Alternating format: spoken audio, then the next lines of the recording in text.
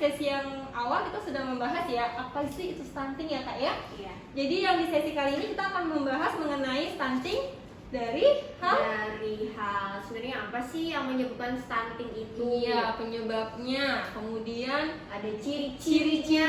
Kita lebih mengenal lagi nih tanda-tanda stunting. Oh, yang seperti ini yang dikatakan stunting. Oh, kalau Iya. misalnya ada omongan yang seperti ini stunting, yang seperti ini bukan stunting. Jadi kita apa namanya seperti yang jelas itu seperti apa sih? iya, kemudian sama pencegahan itu sendiri seperti apa. Gimana supaya stunting itu tidak terjadi Iya. pada anak-anak ayah bunda gitu ya Kak Jadi, ya?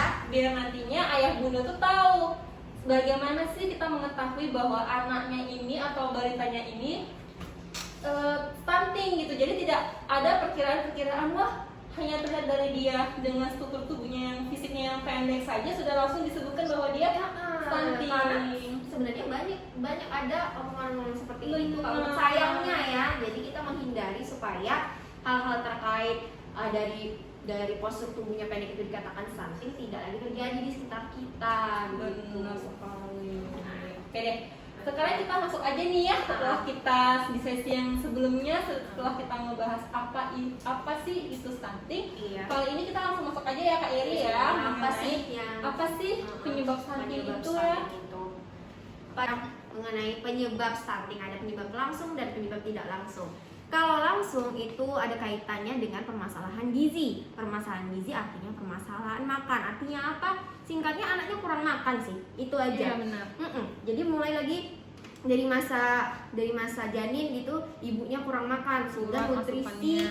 anaknya juga menjadi kurang udah Benar. otomatis ya kayak gitu Bu ya. Nah, Kemudian pada saat balitanya, pada saat usia balita, pola makannya atau pada saat pemberian makan tuh sama orang tua itu kurang aware, kurang peduli gitu ya. Bukan kurang peduli. Diberikan makan tapi ketika anaknya cuman maunya makannya ciki aja atau cuman mau aja ya udah, yang penting dia makan. sering juga kita mendengar keluhan-keluhan di posyandu anak saya tuh nggak mau makan nasi Bu, udah ibunya langsung frustasi gitu aja. Nggak, kita tuh perlu berinovasi kan. Benar. Kelompok makanan itu sangat beragam loh. Benar sekali. Ayah bunda Benar. ya. Nah, jadi itu dia nggak terbatas hanya nasi saja. Benar. Banyak sekali kelompok makanan yang bisa memenuhi kebutuhan anak seperti itu. Terus tadi yang penyebab langsung juga tidak ASI, padahal ASI itu gratis. Nah, dari situ saja kita PR-nya nih masih banyak ya. Buat kayak Kemudian gitu. ada juga dari penyebab langsung dari stunting itu penyakit infeksi pada saat ibunya mengandung ataupun pada saat anaknya sudah lahir. Jadi sudah ada terkena penyakit infeksi nih dari ibunya. Sampai anaknya lahir pun ternyata anaknya pun juga terkena penyakit infeksi. Ada kondisi infeksi ya. Betul, seperti di mana pemberian makanan pendamping ASI waktu dini, istilah katanya pada usia sebelum 6 bulan sudah diberikan makanan pendamping ASI sehingga anaknya terjadi diare. Nah, itu kan penyakit infeksi kan ya Kak, seperti itu. Iya sih, ternyata kalau itu kan tadi kita menjabarkan yang langsungnya nih Kak Popon. Ternyata ayah bunda penyebab tidak langsungnya itu juga banyak. Nah, ini juga pengaruhnya signifikan juga terhadap stunting ini. Tidak ya sama berpengaruhnya dengan yang penyebab kurang makan tadi, seperti tidak imunisasi misalnya. Betul Tidak sekali. imunisasi. Masih banyak kepercayaan di masyarakat itu untuk takut memberikan anaknya imunisasi, misalnya kayak gitu kan. Padahal ini sebenarnya hak anak loh ayah bunda untuk memberikan anak ASI gitu. Benar sekali. Kemudian lingkungannya itu dari tempat tinggalnya, dari kebersihan lingkungannya, kemudian pola asuhnya. Simpel aja sih Kak Puput. Masih ada sekarang tuh kalau kita lihat langsung ke lapangan ya, ibu-ibunya ini mungkin cuci tangan, masalah cuci tangan Cuci saja. tangan. Kadang tuh ada ibu-ibu yang habis dari pasar bawa belanjaan, nah ayo makan, langsung aja tanpa adanya cuci tangan terlebih dahulu. Itu juga jadinya anaknya pun ikut mencerminkan ya. Kalau kita lihat memang sepele ya, ternyata ini juga salah satu faktor yang mempengaruhi terjadinya stunting Nah, ya. yang itulah yang menjadinya nanti akan menjadi penyebab langsungnya, menjadi penyakit infeksi. Padahal ibunya ini mungkin sudah semangat memberikan makan, Betul. sudah belanja, sudah bikin planning ya. Kalau ibu-ibu Benar. sekarang nih makanannya beraneka ragam, sudah Iya. banyak sekali YouTube, TikTok, resep-resep yang bagus. Tapi ternyata dari cuci tangannya, dari hygiene-nya juga tidak mendukung. Terus juga nanti bapaknya di rumah masih ada kalau merokok kayak gitu ya. Benar. yang tidak memiliki jamban sehat di Jamban rumahnya. Berarti kan lingkungan tuh juga mempengaruhi ya kak ya. Jadi kalau kita lihat ada diagram di gini ya, gini tadi kan kemarin kita sudah bahas kalau stunting itu akan memberikan dampak yang merugikan ya ayah bunda ya, dari mereka misalnya di sekolah tidak mampu bersosialisasi, tidak bisa mengikuti di sekolah. Tapi sekitar kita lihat stunting ini memang bukan penyakit, tapi dia adalah akibat dari adanya lingkungan yang kurang baik seperti itu. Jadi dia bukan penyakit. Ini memerlukan kerjasama kita semua ya kak. Benar. Ayah bunda juga terutama yang karena memantau anak itu setiap waktu.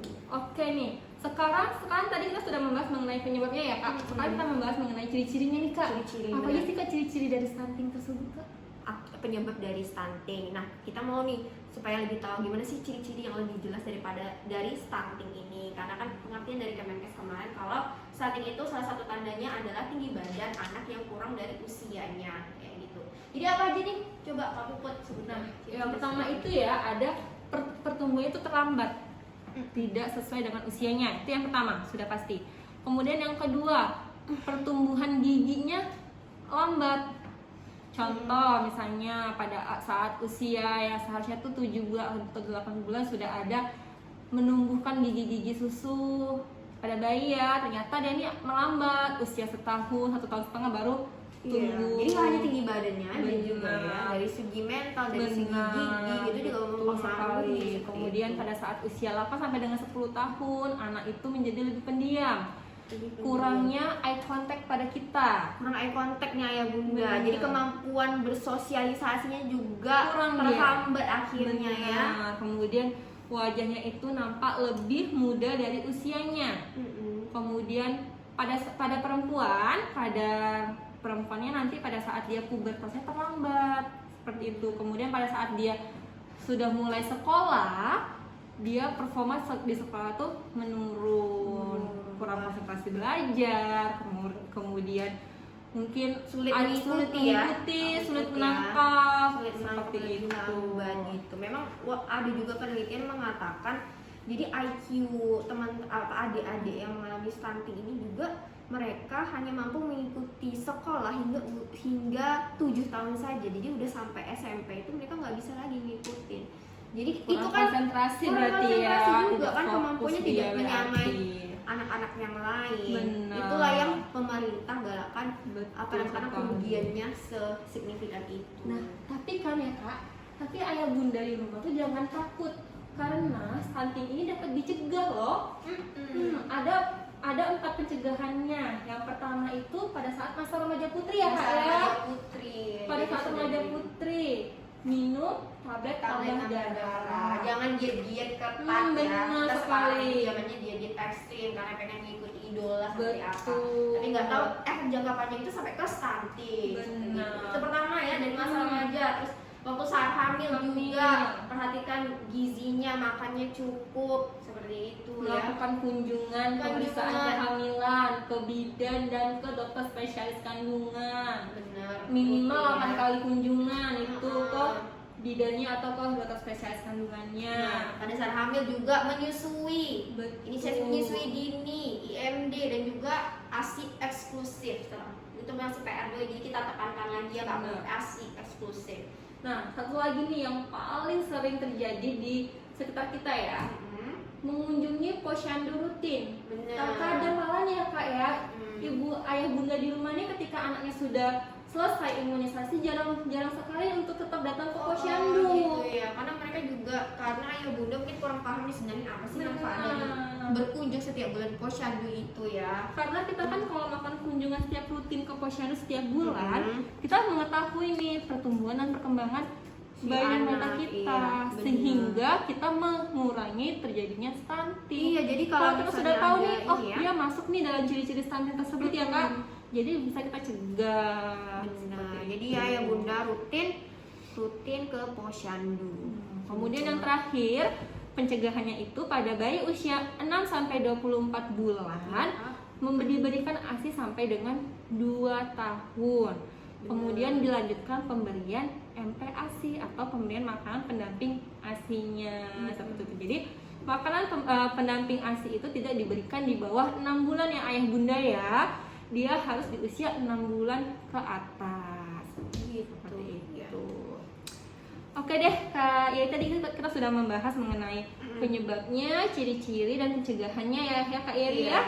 Semoga semakin jelas nih ayah bunda Benar. terkait dengan stunting, sudah aware, Benar sudah sekali. jelas mengetahui, sudah bisa melihat nih di Betul. nggak hanya pada anak sendiri, mungkin anak tetangga, mungkin di keluarga kayak gitu ya. Betul sekali. Sehingga anak-anak stunting kita juga bisa menurun. Benar. Kalau bisa tidak ada gitu ya. Terima kasih ayah bunda, semoga bermanfaat ilmunya. Kalau ada salah-salah kita mohon maaf. Sampai jumpa di episode Berikutnya. selanjutnya. Dadah.